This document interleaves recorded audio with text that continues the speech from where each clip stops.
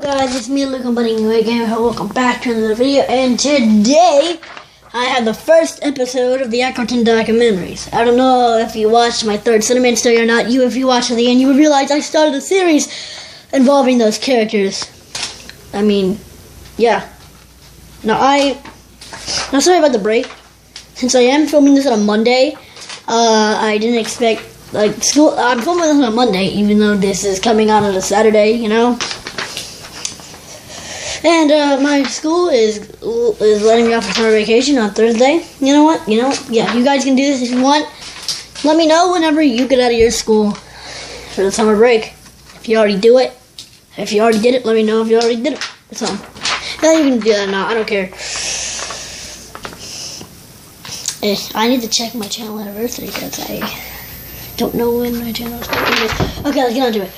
A dropship of the Ackerton flies by. Inside, Brian and his team stands awaiting their landing to the SCP facility. John and the others already got there got there waiting for Brian. When he got out of the ship, they greeted him. All right. Where's the creature? John asked the worker. In here, follow me, the worker replied. When they entered the room that held the deadly creature, which was a plant, for some reason. Okay, so you hold a plant inside of a facility that holds the deadliest things known to man? Brian asked. Oh, no. It's a plant it's the plant that's dangerous, the worker replied. Okay, well, how the heck is it dangerous in any way? It's just a plant, John asked.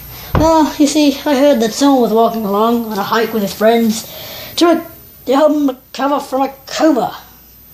Stiff. But then he slipped, and then they ended up getting stabbed by one of the thorns in the flower, and he passed out from it, nearly killing him. And studies show it was not an allergic reaction. Why am I talking like that? Anyway, so it wasn't an allergic reaction. It was it just did that. Okay, so a security soldier unit thing, whatever you want to call it, walked in with a Class D member. And if you don't know anything about the SCP facility, I don't know why, but they have these Class D members, or people basically kind of prisoners. So I don't know why. If you know why, let me know in the comments. All right, so one of those prisoners and stabbed him with one of the thorns. Well, who was the victim, Ryan asked. It was someone named Jack, the worker replied. I knew a Jack, Ryan said. Yeah, well, didn't he die in the bus crash a couple years ago? John asked. Maybe. Maybe not, Brian replied. Well, we've got enough data for today about this thing, because I want to come back tomorrow and see exactly what this thing can do to people who want to contaminate it with some sort of, has medicine or something. I don't know, Brian said. Okay, so, no.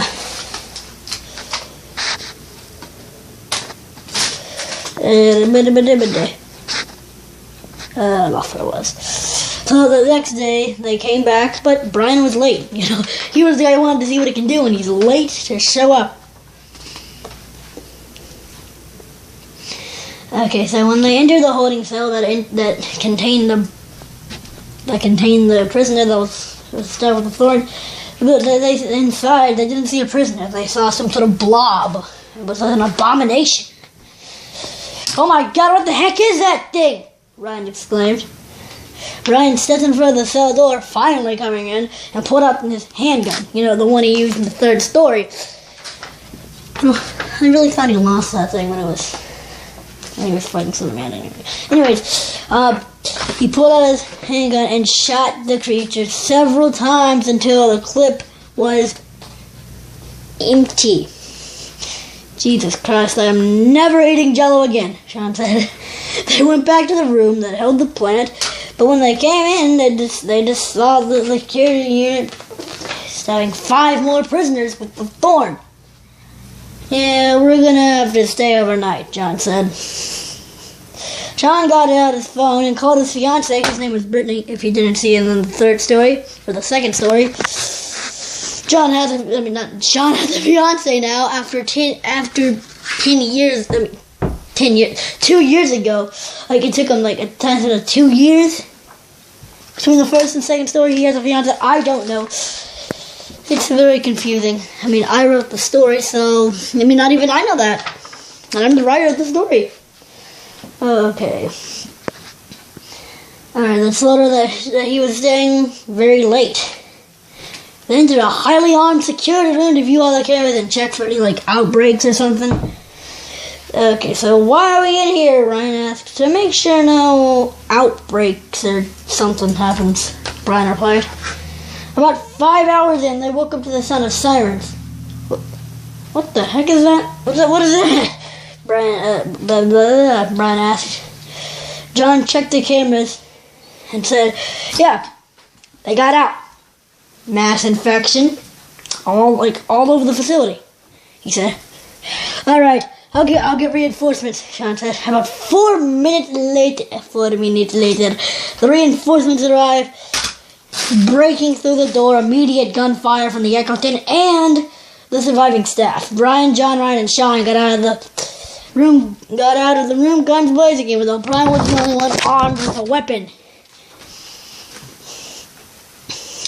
The black suit came in and threw John his hatchet and threw Ryan his machete and just threw Sean his stun stick since he didn't have a weapon because he wasn't in the third story. Maybe he was.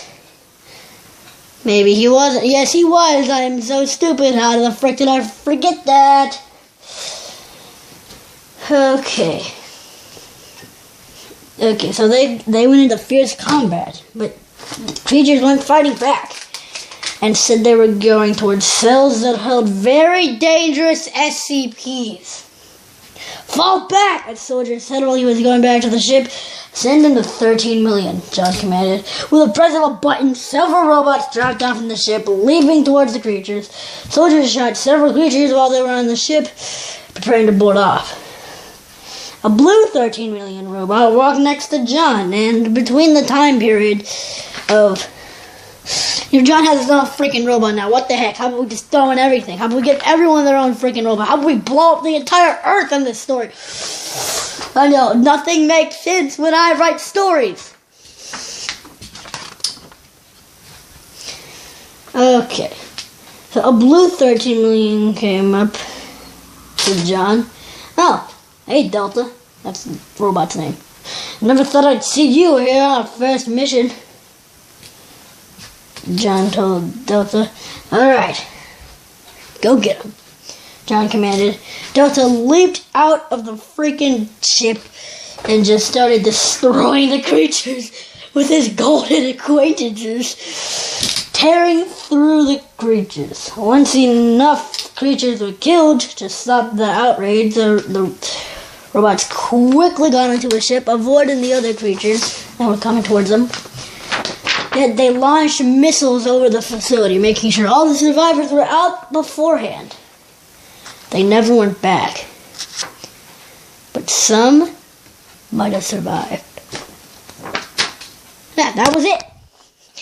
I have so much plans for future stories. Okay, so,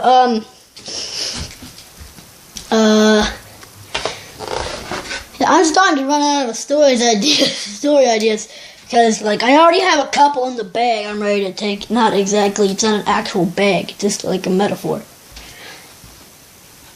Just so, like, I don't have an actual bag full of stories that I need. I'm only have, like, I want to do, like, about 5 more stories I have planned, and then I'm going to be completely dry of ideas. I have like maybe 10 more stories. I don't know. I have a lot of freaking stories to do.